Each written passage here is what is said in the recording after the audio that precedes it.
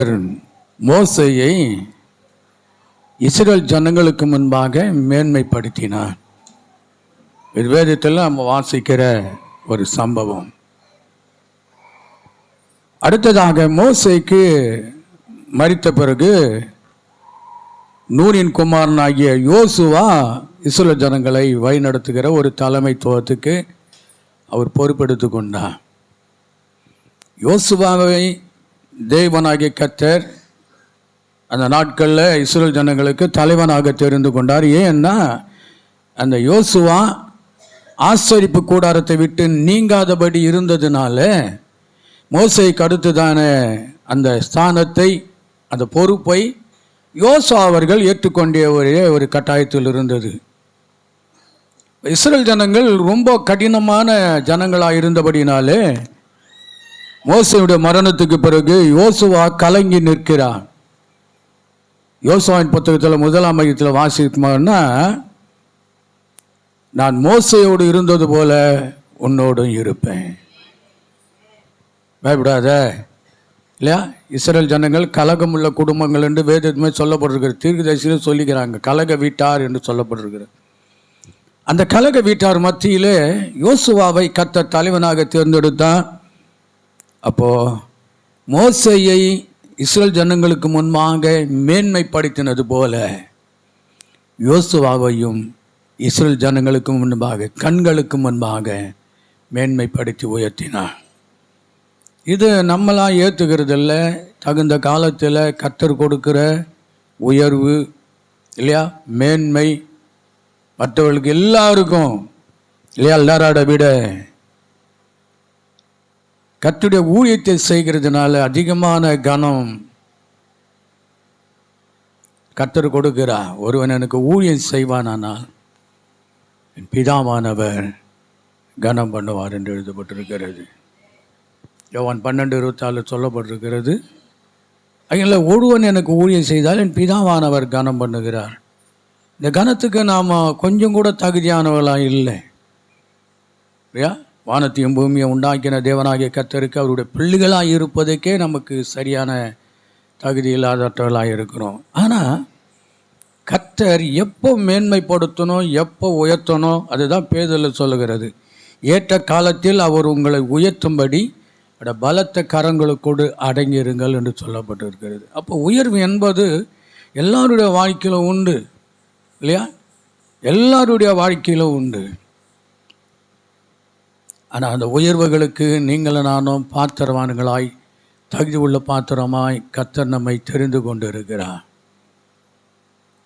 இல்லையா.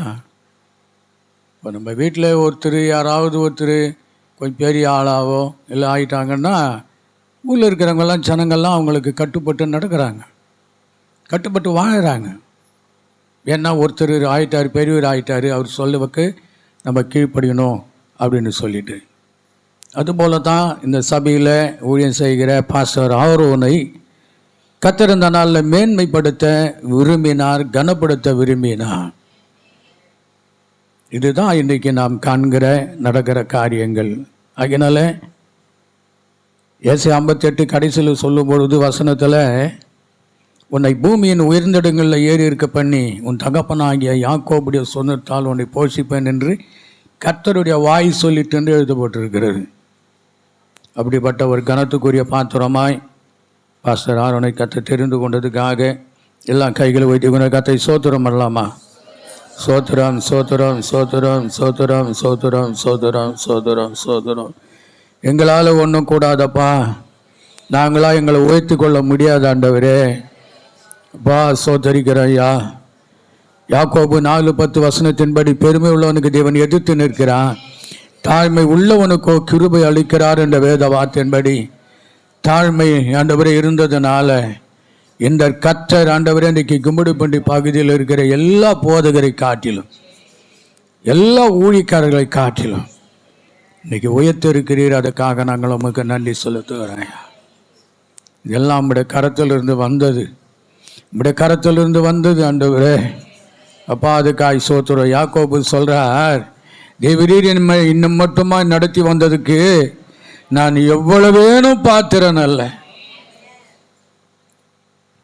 அதுபோல தான் கர்த்தர் பிள்ளையோட வாழ்க்கையில் இன்னும் எவ்வளவு உயர்வுகளை கர்த்தர் வைத்திருக்கிறாரோ அந்த உயர்வுகளெல்லாம் பிள்ளைகள் ஏறி நின்று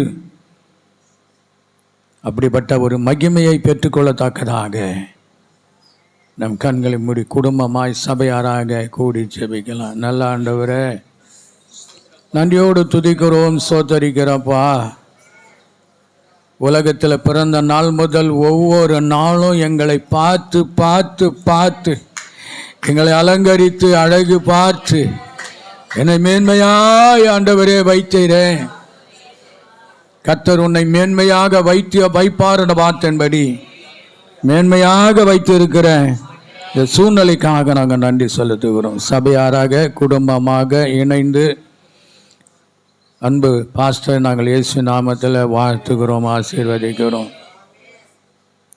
வேறமே பாஸ்டர் மட்டும் இல்லை, குடும்பத்தில் இருக்கிற பிள்ளைகளுக்கும் சபையாருக்கும் அப்படிப்பட்ட உயர்வுகளை கொடுத்து நீர் உயர்த்த வேண்டும் என்று சொல்லி உடைய பாதத்தில் ஒப்பு கொடுக்கிறோம். ஐயா, நன்றி தகப்பனே, சோத்தரிக்கிறோம். அநேகருடைய கண்களுக்கு இது ஆச்சரியமாக இருந்தாலும் இதை கர்த்தர் உண்டு பண்ணினார் என்று நாங்கள் விசுவாசிக்கிறோம். நன்றி தகப்பனே, சோத்திரம். தொடர்ந்து முடிக்காரோம். பிள்ளைகளுக்கு விரோதமாக எழும்புகிற எல்லா வன்கண்ணாவி, பொறாமையின் ஆவி, வஞ்சக ஆவி, இதுக்கு எல்லாவற்றுக்கும் இந்த வருஷத்தில் விலைக்கு பாதுகாத்துக் கொள்ளுங்கய்யா. ஆமாண்டவரே, துதிக்கிறோம். செப்பனியா 3:15 வசனத்தின்படி சிறுவிலின் தேவனாகிய கர்த்தர் நடுவில் இருக்கிறார், நீ தீங்கை காணாதிருப்பா. இந்த வார்த்தையின்படி கர்த்தாவே தீங்கை காணாதபடி கர்த்தர் பாதுகாத்துக் கொள்ளும். நம்முடைய பாதுகாப்புக்குள்ள வையுங்கப்பா. வாகனங்கள் மேலே, வாகனத்து மேலே பிரயாணம் பண்ணும்போதும் போகும்போதும் வரும்பொழுதும் இப்படி பாதுகாப்புக்குள்ள வைக்கும்படியாக நாங்கள் ஜெபம் பண்ணுகிறோம். இப்படி கிருபையானது சூழ்ந்து கொள்ளட்டும். ஆபேலுக்கு ஆமோஸுக்காக ஜெபம் பண்ணுறேன், அம்முக்கா ஜெபிக்கிறேன். கொடுக்கப்பட்ட சபின் மக்களுக்காக ஜெபம் பண்ணுகிறோம். உண்மைத்தமாய் ஊழியரை நேசிக்கிறேன். இந்த சபின் மக்களை நான் அதிகமாய் வாழ்த்துகிறேன், ஆசீர்வதிக்கிறேன். ஊழியக்காரர் கொடுக்க வேண்டிய கனத்தை கொடுப்பதற்கு அவர்கள் கொஞ்சமேனும் தயங்காதபடிக்கு ஆண்டவரே துதிக்கிறோம். மட்டுமாய் அவர்கள் கனப்படுத்தி வைத்திருக்கிற கிருபைக்காய் நன்றி. தொடர்ந்து விடுத்திருக்கிறோம். உடனுடையராக இருக்கிற அப்புக்காக ஆண்டவரே துதிக்கிறோம், சோத்தரிக்கிறாயா. அன்பு மகளுக்காக, குழந்தைகளுக்காக சோத்தரிக்கிறோம். இந்த ஊழியத்தின் எல்லைகள் எல்லாம் நீர் உருவாக்கித்தாங்க. எல்லைகளை பெரிதாக்கி தேவருடைய கரை என்னோடு இருந்து தீங்கு என துக்கப்படுத்தாதபடிக்கு அதை விலைக்கு காக்க வேண்டும் என்று சொல்லி எல்லையை ஆசீர்வதித்து பாதுகாத்துக் கொள்ளும்படியாக நாங்கள் ஜெபம் பண்ணுகிறோம்.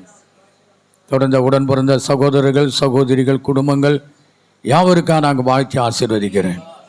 பெரிய காரியம் செய்த நாமத்தை மேம்படுத்திக் கொள்ளுங்கள். ரட்சர் இயேசு நல்ல நாமத்தில் மனதார வாழ்த்தி ஆசீர்வதித்து ஜெபிக்கிறோம் நல்ல பிதாவே. ஆமேன், ஆமேன், ஆமேன். கத்தரி ஜெபத்தை கேட்டக்காய் கத்தை சோத்திரம் பண்ணுவோம். சோத்திரம், சோத்திரம், சோத்திரம், சோத்திரம், சோத்திரம், சோத்திரம். எல்லாருக்கும் ரொம்ப நன்றி.